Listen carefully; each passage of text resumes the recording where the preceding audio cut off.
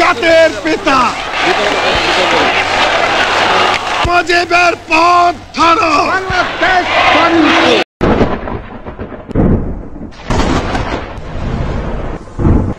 রাজাকাররা বিবেচনা করবে শেখ মুজিবের কন্ট্রিবিউশন। আমি এই সরকারকে মনে করি রাজাকার সরকার।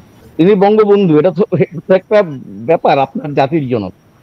শোনেন, একজন আমাকে বলছে, ওই আবার সোহেল তাজের কথায় আসি, মানে আমার রাগে উনি বলছেন যে ঠিক আছে জনগণের কাছে দেওয়া হোক, জনগণকে ভোট মানে গণভোট করে তারা বঙ্গবন্ধুকে জাতির জনক চায় কিনা, যদি চায় তাহলে তিনি হবেন, যদি না চায় তাহলে হবেন না। আপনি ভাবুন যে তিনি তাজউদ্দিন আহমেদের ছেলে। আমার সত্যি সত্যি ভাবতে কষ্ট হচ্ছিল যে উনি আমার এমনিতে তার ব্যাপারে আমার অ্যাসেসমেন্ট হলো সে ওভারলি সরল মানুষ এবং পলিটিক্যালি ইম্যাচিওর। কারণ আপনি যখন এটা বলবেন, আপনি কি জানেন যে ইন্ডিয়া, আপনি জানেন আপনারা সবাই জানেন, আমার চেয়ে আপনারা বেশি জ্ঞানী এসব বিষয়ে।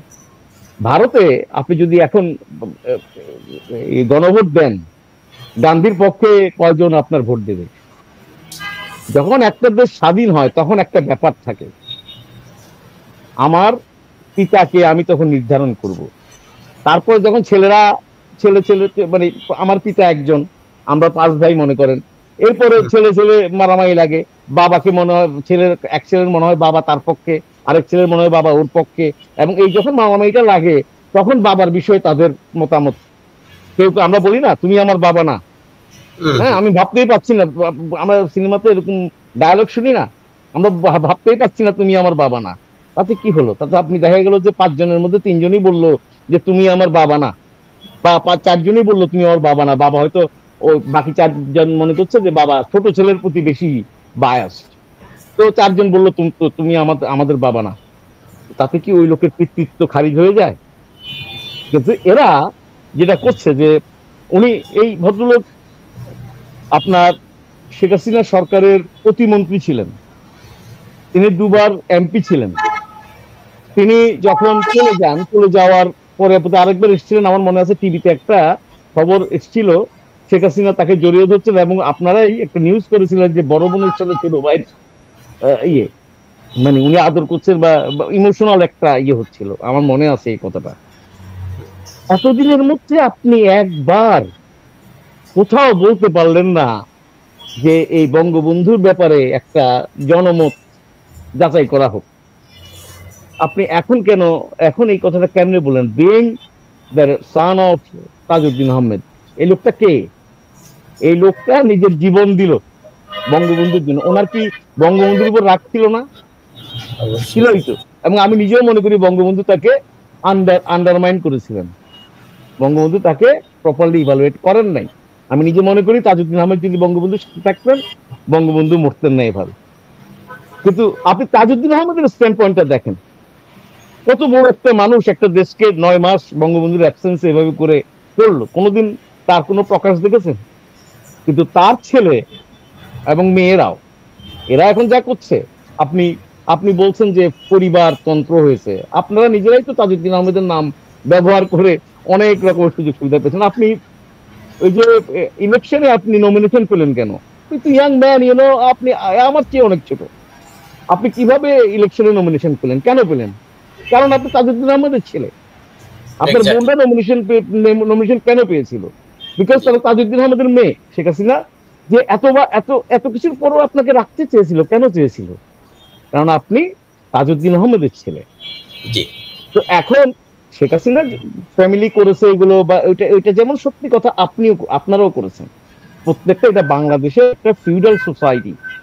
এখানে আপনি দেখবেন খালেদা জিয়া ক্ষমতায় থাকলে তার ফ্যামিলি করে, এরশাদ সাহেব ক্ষমতায় থাকলে তার ফ্যামিলি করে, যে যখন ক্ষমতায় থাকে তাদের ফ্যামিলিরা এটা করবে। এটা হচ্ছে একটা নিয়মের মধ্যে, মানে আগে হোক পরে হোক তারা করবে। তো এখন কথাটা হচ্ছে যে আপনি এখন যখন এগুলো বলছেন আজকে, আপনি এটাতে কি হচ্ছে যে বঙ্গবন্ধুকে আরো ডাউন করার রাস্তা করে দিচ্ছেন। এবং এই যে আপনার এই নাহিদ ইসলাম, এই মাহফুজ আলম, এই আপনার আজকের নাম কি, যে আসিফ, আপনি দেখবেন এদের কাছে কোনো ইতিহাস বলতে কিচ্ছু নাই। আরেকটা নতুন আরেকটা আবির্ভূত হয়েছে, ওর নাম কি, ওই যে হাসনাত আব্দুল্লাহ, সমন্বয়ক। হ্যাঁ, আচ্ছা, আমি দেখলাম ইয়ে বলছে, আপনার মাহফুজ আলম বলছে, বলছেন যে যদি আপনারা যদি ক্ষমা না চান তাহলে আমরা শেখ মুজিবের আগের কন্ট্রিবিউশন আমরা বিবেচনা করব না। ভাবতে, আরে রাজাকাররা বিবেচনা করবে শেখ মুজিবের কন্ট্রিবিউশন? এই সরকারটাকে তো আমি কোনো এই ইয়ে সরকার বলি না, অন্তর্বর্তীকালীন সরকার বলি না। আপনি কিন্তু please note it down, and এটা যেন এটা কাটবেন না, আপনি যখন রিড করবেন এটা কাটবেন না। আমি এই সরকারকে মনে করি রাজাকার সরকার। এটা কোনো অন্তর্বর্তীকালীন সরকার, এরা সহজে ক্ষমতা থেকে যাবে না, ট্রাস্ট মি, এরা সহজে ক্ষমতার থেকে যাবে না। কারণ এরা এসছে এটা করার জন্য। এরা বিএনপি এখন তো, বিএনপি হয়তো ভেবেছে যে আওয়ামী লীগ। আর আপনি শুনবেন রুমিন ফারহানার কথাবার্তা, অসাধারণ কথাবার্তা বলেন তিনি ইদানিং, আমি দেখছি। হ্যাঁ, সত্যি কথা বলছেন। আপনি দেখবেন বঙ্গবন্ধুর এই ছবি শোনানো নিয়ে তার একটা টক শোতে আমি তার একটা বক্তব্য দেখলাম, আমি অ্যামেজড, আমি খুব মুগ্ধ হয়েছি যে এরকমই তো হওয়া উচিত একটা পলিটিশিয়ানের।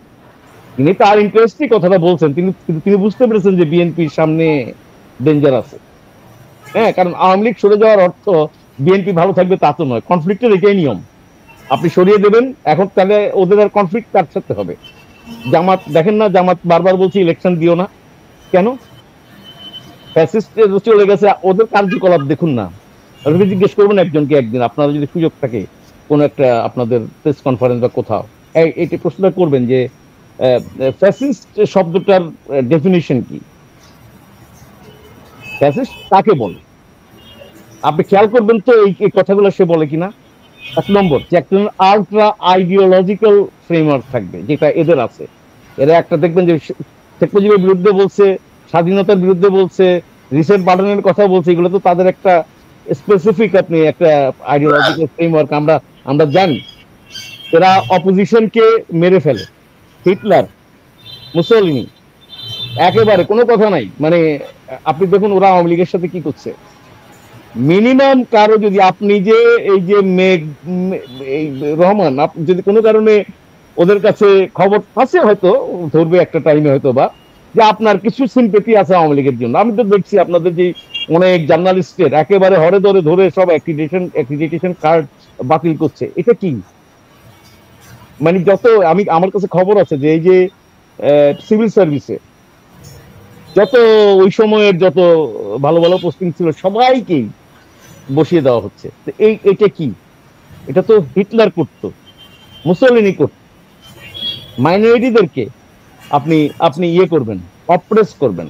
তারা জিউসদেরকে করেছিল, তাই না? আপনি এখানে এখানে কি করছেন? আপনি মাইনরিটি হিন্দুদের সাথে কি আচরণ করেছেন?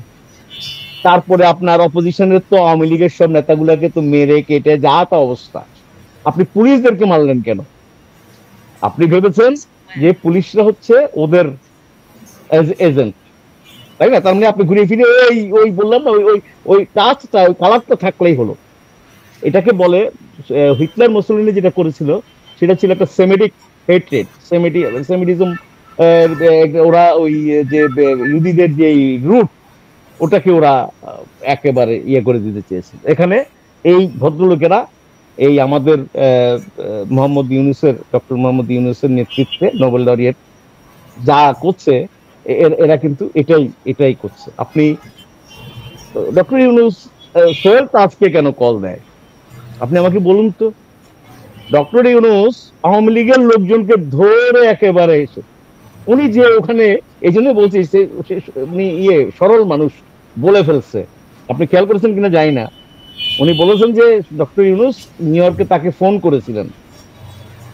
তো ডক্টর ইউনূস আওয়ামী লীগের আর একটা মানুষ পায়নি, একটা ভালো মানুষ পায়নি যাকে ফোন করা যায়। আপনাকে কেন ফোন করলো?